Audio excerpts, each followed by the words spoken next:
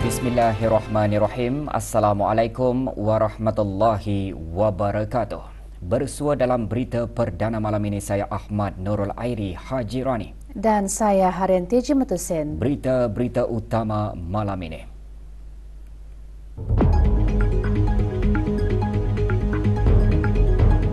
Duli Yang Teramat Mulia Paduka Seri Pengiran Muda Mahkota berkenan berangkat menyaksikan perlawanan bola sepak Liga Perdana Singapura.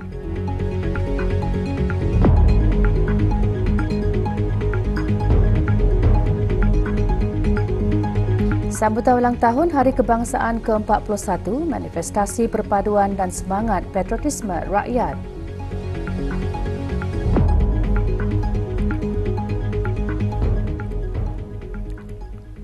Duli Yang Teramat Mulia Paduka Seri Pengiran Muda Mahkota Pengiran Muda Haji Al-Muhtadi Billah Ibni Kebawah Duli Yang Maha Mulia Paduka Seri Baginda Sultan Haji Hassan Al-Bolkiah Muizzuddin Wad Daulah Menteri Kanan di Jabatan Perdana Menteri berkenan berangkat menyaksikan perlawanan bola sepak Liga Perdana Singapura antara Brunei DPMMFC dan Lion City Sailors FC.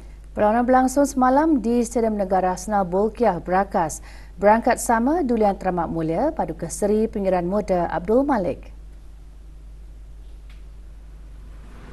Keberangkatan Duli Yang Teramat Mulia dijunjung oleh Yang Berhormat Datuk Seri Setia Haji Awang Nazmi bin Haji Awang Muhammad, Menteri Kebudayaan Belia dan Sukan. Dalam perlawanan tersebut, Brunei DPMFC tewas kepada Lion City Sailors FC 2-4. Brunei DPMFC akan meneruskan saingan bagi perlawanan menentang Geylang International FC pada 18 Januari ini.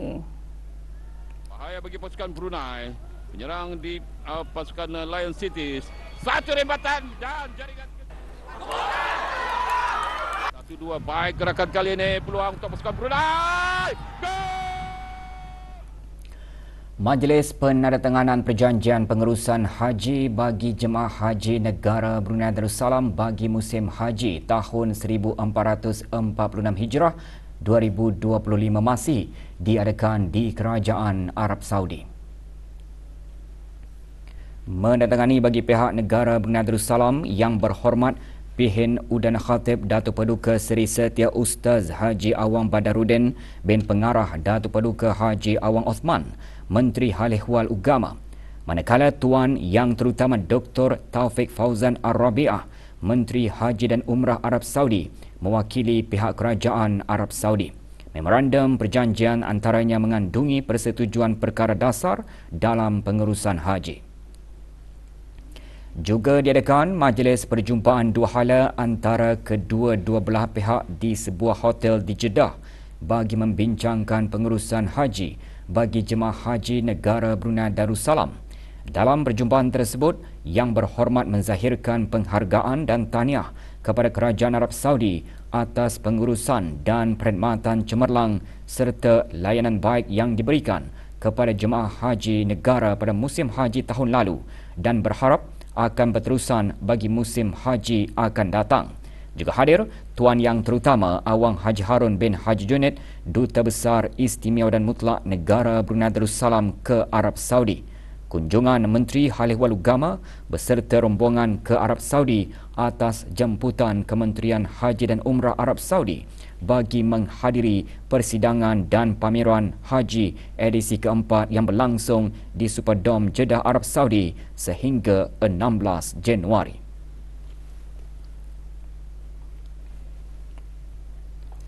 Sambutan ulang tahun Hari Kebangsaan Negara Brunei Darussalam ke-41 merupakan salah satu acara penting dan menjadi platform untuk menyampaikan mesej kesatuan, kekuatan dan semangat kenegaraan kepada seluruh rakyat.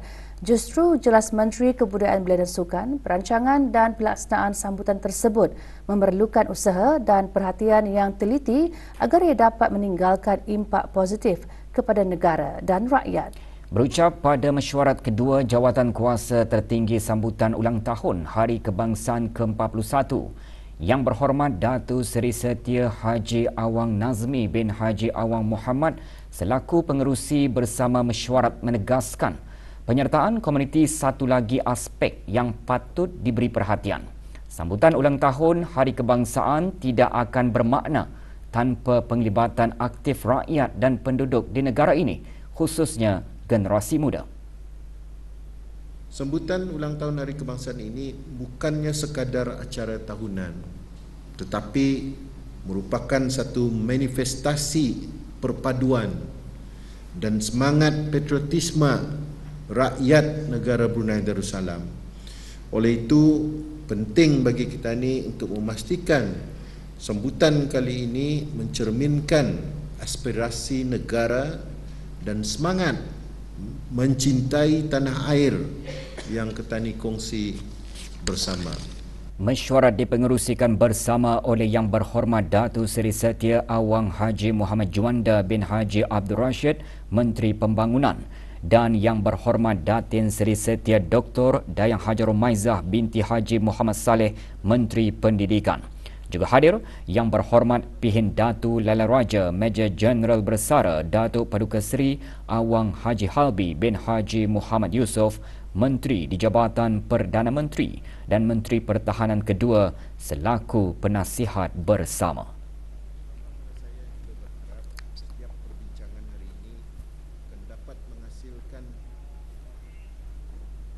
Sektor ternakan merupakan penyumbang terbesar pertumbuhan positif industri pertanian dan agri makanan. Ikuti bahan beritanya selepas ini bersama dengan bahan berita lainnya.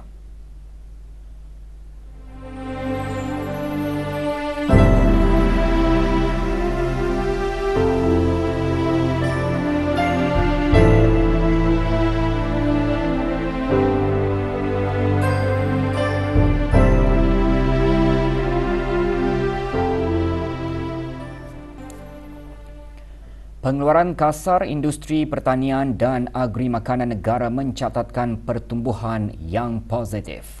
Berdasarkan statistik Jabatan Pertanian dan Agri Makanan, pengeluaran kasar komoditi sektor tersebut sehingga Oktober tahun 2024, nilai keluaran mencatatkan RM457 juta.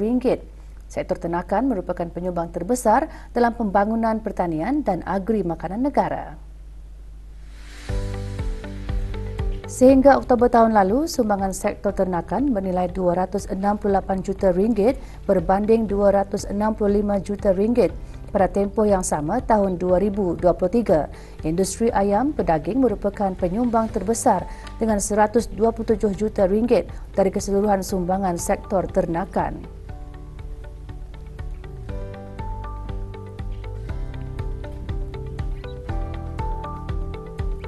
Sumbangan sektor tanaman pula berjumlah RM66 juta dari keseluruhan nilai pengeluaran tempatan dengan industri sayur-sayuran penyumbang terbesar RM31 juta.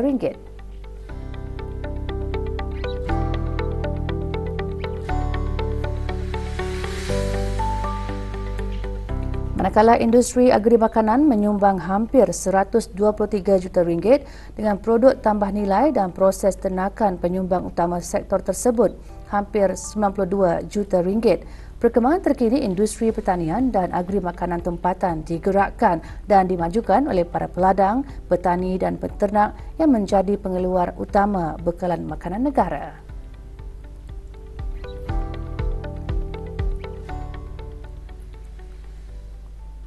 Universiti Brunei Darussalam UBD dengan kerjasama Rangkaian Pembangunan Pendidikan Kejuruteraan Asia Tenggara atau Rangkaian Universiti Asia Tenggara AUN SIDNET menganjurkan Persidangan Antarabangsa Kejuruteraan dan Bahan Termaju 2025.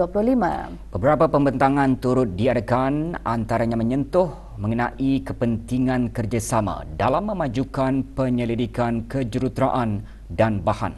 Berlangsung selama 2 hari, persidangan diadakan di Bandar Seri Begawan. Persidangan dirasmikan oleh Dr. Hazri bin Haji Kifli, Naib Chancellor UBD.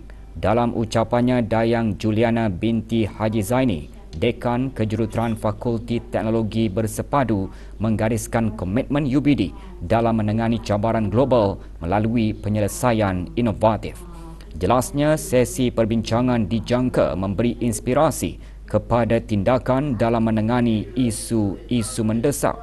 Persidangan menghimpunkan lebih 100 penyelidik, saintis dan profesional industri dari seluruh dunia bagi membincangkan inovasi sistem tenaga, kecerdasan buatan dalam kejuruteraan, amalan ekonomi dan tenaga yang boleh diperbaharui. UBD dengan AUN Sydnet meneruskan persidangan antarabangsa kejuruteraan dan bahan termaju dengan forum saintifik. Beberapa topik dibincangkan semasa forum. Topik-topik tersebut membincangkan mengenai teknologi menghasilkan hidrogen dan minyak sintetik, kemampuan sumber yang boleh diperbaharui dalam menangani cabaran seperti ketidakjaminan makanan dan pelindungan alam sekitar serta usaha pihak berkuasa memastikan pengurangan pengeluaran asap rumah hijau dan kebersihan hidrogen. Yang mana prefecture? Majlis Perundingan Kampung MPK Kilanas dengan kerjasama Jabatan Daerah Brunei dan Muara kini mengadakan Bazar Tawakal MPK Kilanas kali ketiga. Bazar selama 4 hari itu berlangsung di Dewan Muhibah Lapangan Terbang Lama Berakas.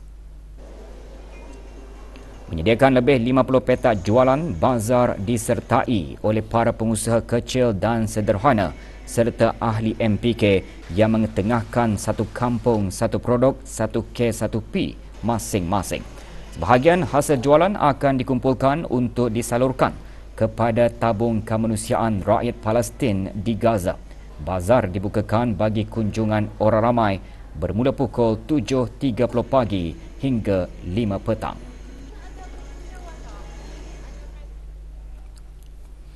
Negara Brunei Darussalam terus mengukuhkan kedudukannya dalam pelancongan pelayaran dengan ketibaan kapal persiaran pertama tahun ini, Norwegian Sky, yang membuat lawatan sulungnya. Berlayar dari Saigon, Vietnam, kapal tersebut membawa lebih 1,900 penumpang dan lebih 830 anak kapal sebelum berlepas ke Kota Kinabalu, Sabah. Semasa berada di negara ini, para pelancong mengadakan lawatan ke tempat menarik termasuk Istana Nurul Iman, Masjid Omar Ali Saifuddin dan Kampung Air. Sejak tahun 2023, 19 buah kapal persiaran telah singgah ke negara ini sekaligus mengukuhkan dan meningkatkan reputasi sebagai destinasi persinggahan kapal pelayaran.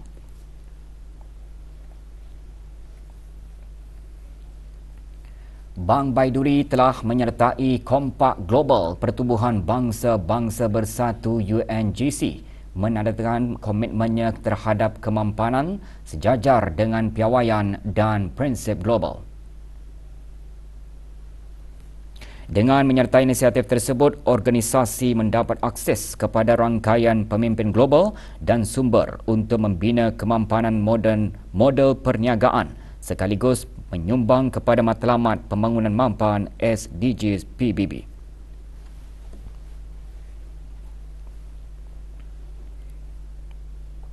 Tiga warga negara Indonesia dilaporkan lari daripada majikan.